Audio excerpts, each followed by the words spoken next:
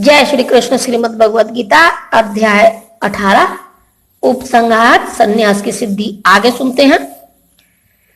चरम नियंत्रण परमात्मा में निहित है। जैसा कि भगवद गीता में कहा गया है, सर्वस्य चाहम हरे सन्निविष्ट।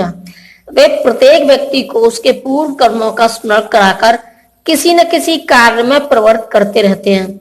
और जो कृष्ण भावना भावित कर्म अंतर्यामी भगवान के निर्देशानुसार किए जाते हैं, उनका फल न तो इस जीवन में न ही मृत्यु के पश्चात मिलता है।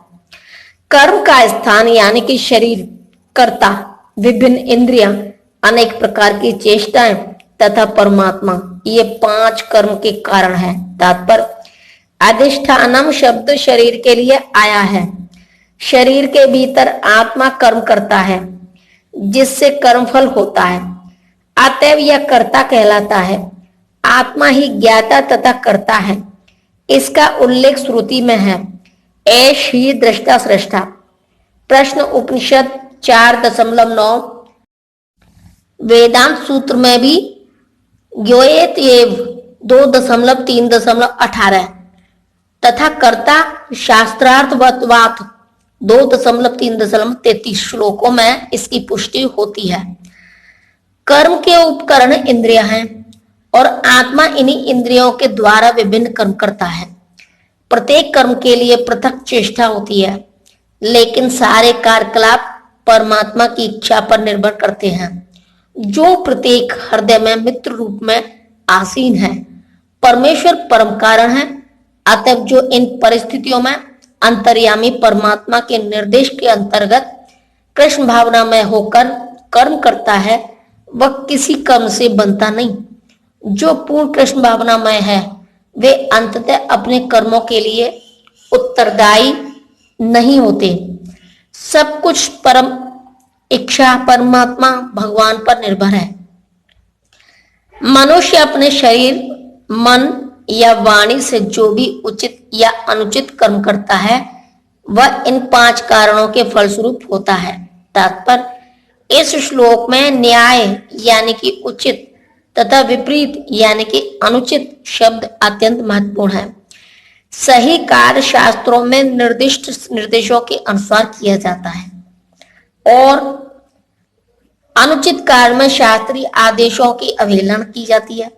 किंतु जो भी कर्म किया जाता है, उसकी पूर्णता के लिए इन 5 कारणों की आवश्यकता पड़ती है।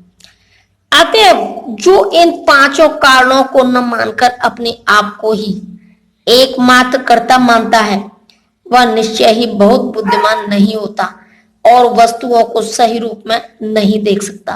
तात्पर्य, मूर्ख व्यक्ति यह नहीं समझता कि परमात्मा उसके अंतर में मित्र रूप में बैठा है और उसके कर्मों का संचालन कर रहा है।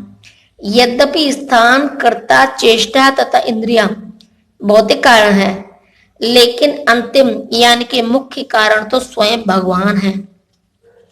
अतः मनुष्य को चाहिए कि केवल 4 भौतिक कारणों को ही न देखे, अपितु परम सक्षम कारण को भी देखे। जो परमेश्वर को नहीं देखता, वह अपने आप को ही कर्ता मानता है। जो मिथ्या अहंकार से प्रेरित नहीं है, जिसकी बुद्धि बंधी नहीं है, वह इस संसार में मनुष्य को मारता हुआ भी नहीं मारता, नहीं वह अपने कर्मों से बंधा होता। तात्पर्य, इस श्लोक में भगवान अर्जुन को बताते हैं कि युद्ध न करने की इच्छा अहंकार से उत्पन्न होती है। अर्जुन स्वयं को कर्ता मान बैठा था, लेकिन उसने अपने भीतर तथा बाहर परम यानी कि परमात्मा के निर्देश पर विचार नहीं किया था। यदि कोई यह न जाने कि कोई परम निर्देश भी है, तो वह कर्म क्यों करे। लेकिन जो व्यक्ति कर्म के उपकरणों को कर्ता रूप में अपने को तथा परम निर्देशक के रूप में परमेश्वर को मानता है, वह प्रत्येक कार्य को पूर्ण करने में सक्षम है। ऐसा व्यक्ति कभी मोहग्रस्त नहीं होता। जीव में व्यक्तिगत कार्यकलाप तथा उसके उत्तरदायित्व का उदय मिथ्या अहंकार से तथा ईश्वर विहीनता या कृष्ण भावनामृत के अभाव से होता है। जो व्यक्ति कृष्ण भावनामृत में परमात्मा या भगवान के आदेशानुसार कर्म करता है, वह वध करता हुआ भी वध नहीं करता, नहीं वह कभी ऐसे वध के फल भोगता है। जब कोई सैनिक अपने श्रेष्ठ अधिकारी सेनापति की आज्ञा से वध करता है तो उसको दंडित नहीं किया जाता, लेकिन यदि वही सैनिक स्वेच्छा से वध कर दे तो निश्चित रूप से न्यायालय द्वारा उसका निर्णय होता है। ज्ञान, ज्ञेय तथा ज्ञाता, ये तीनों कर्म को प्रेरणा देने वाले कारण हैं। इंद्रिया यानी कि करण, कर्म तथा कर्ता, ये तीन कर्म के संगठक हैं। तात्पर्य, दैनिक कार्य के लिए तीन प्रकार की प्रेरणा है: ज्ञान, ज्ञेय तथा ज्ञाता। कर्म का उपकरण यानी कि करण, स्वयं कर्म तथा कर्ता, ये तीनों कर्म के संगठक कहलाते हैं। किसी भी मनुष्य द्वारा किए गए किसी कर्म में ये ही तत्व रहते हैं। कर्म करने के पूर्व कुछ न कुछ प्रेरणा होती है। किसी भी कर्म से पहले प्राप्त होने वाला फल कर्म के सूक्ष्म रूप में वास्तविक बनता है और इसके बाद वह क्रिया का रूप धारण करता है। पहले मनुष्य को सोचने, अनुभव करने तथा इच्छा करने जैसी मनोवैज्ञानिक विधियों का सामना करना होता है, जिसे प्रेरणा कहते हैं। और यह प्रेरणा चाहे शास्त्रों से प्राप्त हो या गुरु के उपदेश से एक सी होती है। जब प्रेरणा होती है और जब कर्ता होता है तो इंद्रियों की सहायता से, जिनमें मन सम्मिलित है और जो समस्त इंद्रियों का केंद्र है, वास्तविक कर्म संपन्न होता है। किसी कर्म के समस्त संगठकों को कर्म संग्रह कहा जाता है। प्रकृति के तीन गुणों के अनुसार ही ज्ञान, कर्म तथा कर्ता के तीन तीन भेद हैं। अब तुम मुझसे इन्हें सुनो। तात्पर्य, 14वें अध्याय में प्रकृति के तीन गुणों का विस्तार से वर्णन हो चुका है।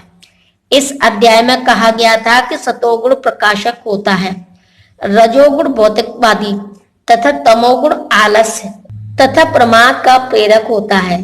प्रकृति के सारे गुण बंधनकारी हैं, वे मुक्ति के साधन नहीं हैं। यहाँ तक कि सतोगुण में भी मनुष्य बद्ध रहता है।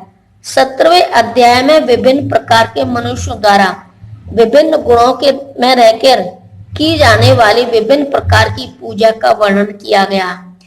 इस श्लोक में भगवान कहते हैं कि वे तीनों गुणों के अनुसार विभिन्न प्रकार के ज्ञान, कर्ता तथा कर्म के विषय में बताना चाहते हैं।